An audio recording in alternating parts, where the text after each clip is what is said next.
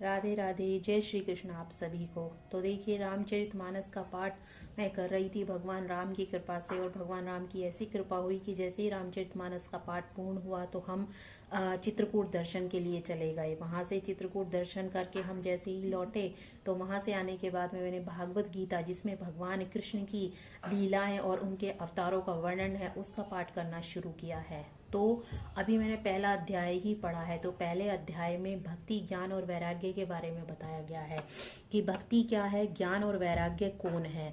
तो एक बार नारद जी पूरी दुनिया में विचरण कर रहे थे, तो वो विचरण करते हुए वृंदावन पहुंचे। तो वृंदावन में उन्होंने देखा कि एक तरुण स्त्री, एक युवा स्त्री विलाप कर रही है, और उसके सामने दो पुरुष जमीन पर पड़े हुए हैं।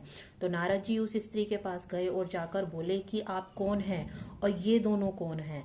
तो भक्ति ने कहा कि मैं भक्ति हूँ और ये ज्ञान और वैराग्य मेरे पुत्र हैं। मैं इन्हीं के लिए विलाप कर रही हूँ क्योंकि ये उठ नहीं रहे हैं, ये अचेत पड़े हैं।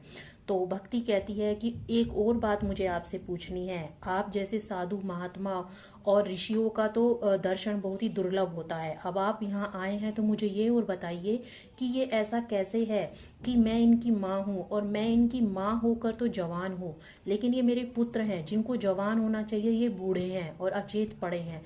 ऐसा कैसे है? कृपा करके मेरे इस जो मेरा ये मतलब कि संशय है या विस्मय जो मुझे पैदा हो रहा है, कृपा करके इसको आप दूर कीजिए।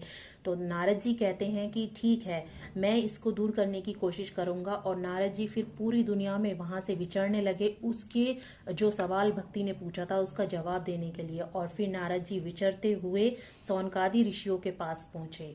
राधे राधे, जय श्री कृष्ण।